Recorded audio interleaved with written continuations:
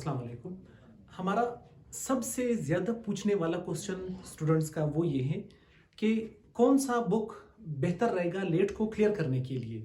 ठीक है, फिर हमारे पास कुछ लोग होते हैं वो कहते हैं कि ये बुक बहुत अच्छा रहेगा, ये बहुत ऑथेंटिक बुक है। सही है, मार्केट से आपको बुक्स मिलेंगे जिस पर लेट प्रिपरेशन वगैरह लिखा होगा। सही है, बहुत सारी किताबें आपको मिल जाएगी, लेकिन हमारा जो 2 साल का एक्सपीरियंस रहा है वो ये है कि ये एक किताब पर जब आप रिलाई करते हैं ना तो फिर आप एग्जाम या टेस्ट फेल कर लेते हैं। सही है, एक जो बुक है ना, कभी भी अगर एग्जामिनर आप बन जाए तो एक बुक से कभी भी आप एक पेपर नहीं बनाएंगे, एक क्वेश्चन पेपर आप नहीं बनाएंगे। ठीक है, अगर आप एक क्वेश्चन पेपर बनाएंगे तो फिर तो आधा बलूचिस्तान टेस्ट को क्लियर कर लेगा।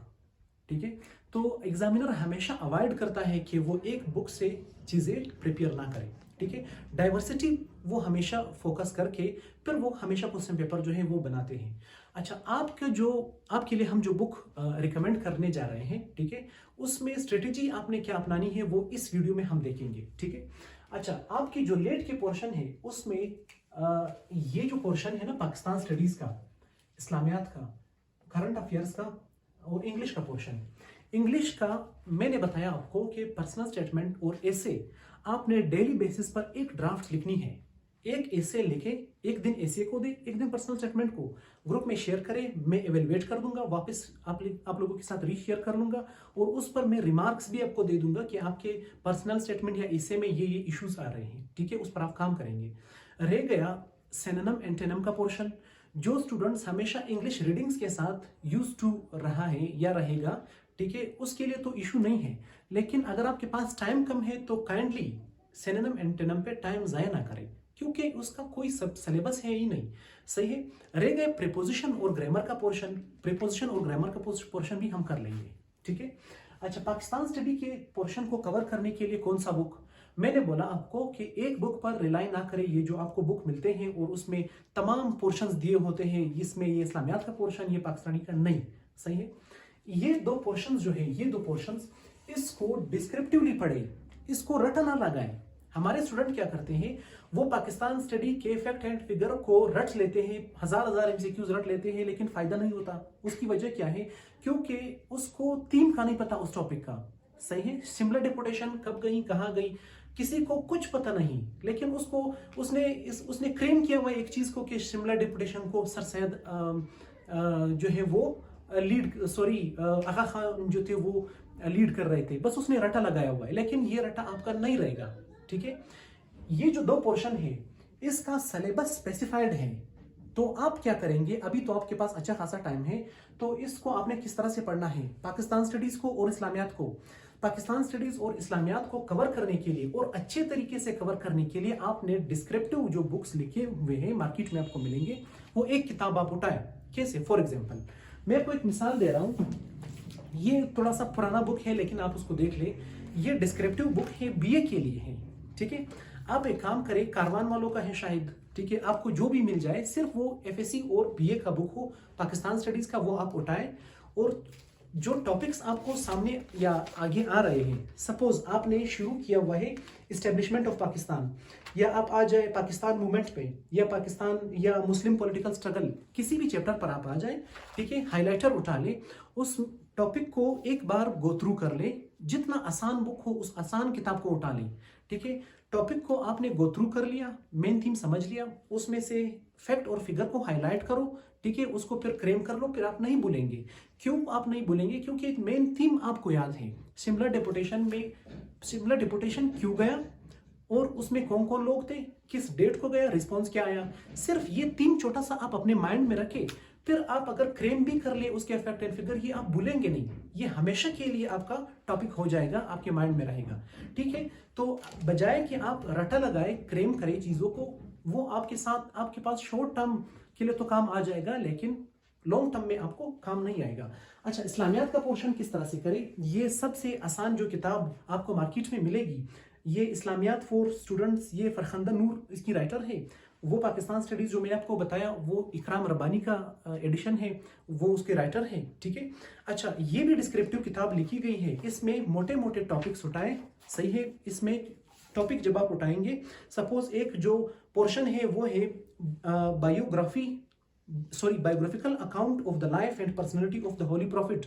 इसमें prophet peace be upon him की मक्की और मदनी लाइफ, ठीक है, एक चैप्टर है, सही है, उसको आप एक बार पढ़ ले, आप पढ़ ले, हाईलाइट कर ले, सही है, फैक्ट एंड फिगर को, और फिर क्रेम कर ले, ताकि मेन थीम भी आपको पता चल जाए। जब भी एक डिस्कशन आएगा, एक एमसीक्यूज आएगा, तो आपको पता चल जाएगा कि ये मैंने इस टॉपिक में पढ़ा था और इसमें ये फैक्ट एंड फिगर था, सही है।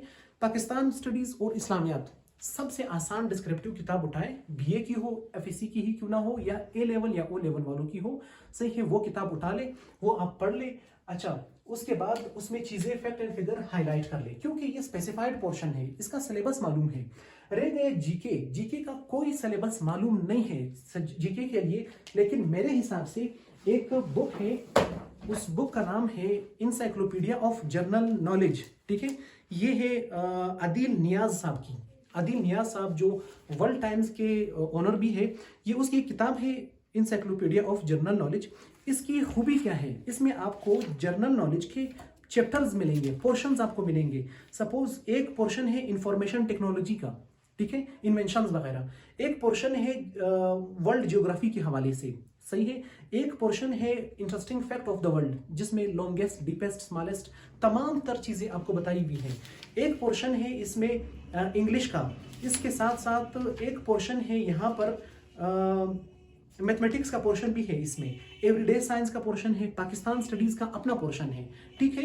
तो जनरल नॉलेज के लिए अगर आप इस बुक को फॉलो करें, इसमें बहुत सारी चीजें जो कवर की गई है, लेकिन खूबी क्या है इसकी, इसमें सीक्वेंस वाइज और पोर्शन वाइज चीजें ऑर्गेनाइज की गई है। लेकिन अगेन मैं एक चीज रिकमेंड नहीं करता हूं कि एक बुक पे रिलाई ना करें, सही है।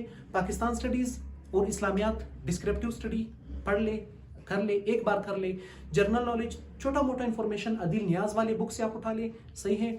एक सन ड्राई जो जनरल नॉलेज की बुक आपको मार्केट से मिलेगी उससे ले ले, या किसी भी लेट की किताब से आप पढ़ ले, इशू नहीं है, ठीक है। रह गया करंट अफेयर, करंट अफेयर को पढ़ने के लिए आप अगर न्यूज के साथ फेमिलियर है या न्यूज सुनते हैं तो आपका क्लियर हो जाएगा।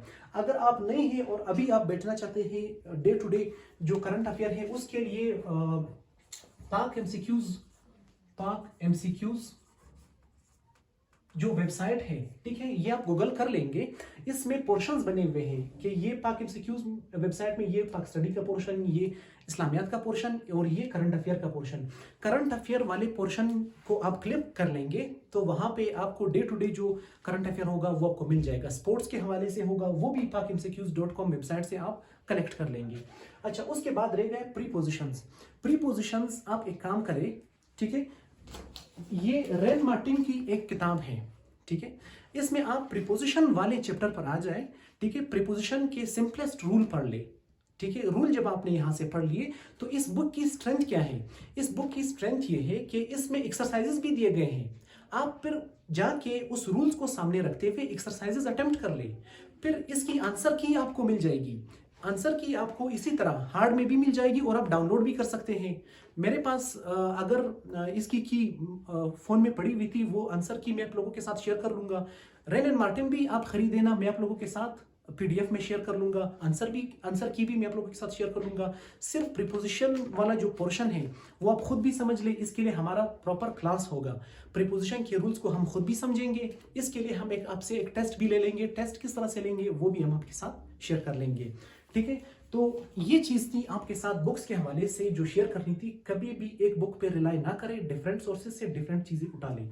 अच्छा, इसके साथ साथ अगर आपने प्रीपोजिशन के रूल्स पढ़े हुए हैं, आप एक और काम भी कर सकते हैं, ऑनलाइन क्विजेज आप अटेम्प्ट कर लें, ऑनलाइन क्विजेज या एक्सरसाइजेज, ठीक है, जो भी हो आप गूगल में जाकर लिखे ऑनलाइन क्विज या एक्सरसाइज फॉर सिंपल प्रीपोजिशन, ठीक है, एडवांस प्रीपोजिशन, ठीक है। आप अपने उसी टाइम प्रीपोजिशन जो है वो क्या कर ले, पढ़ ले, रूल्स पढ़ ले, ठीक है, फिर जाकर ऑनलाइन उसको अटेम्प्ट कर ले, उसी टाइम रिजल्ट आ जाएगा कि आपने 10 में से 15 में से 20 में से इतने मार्क्स ले लिए।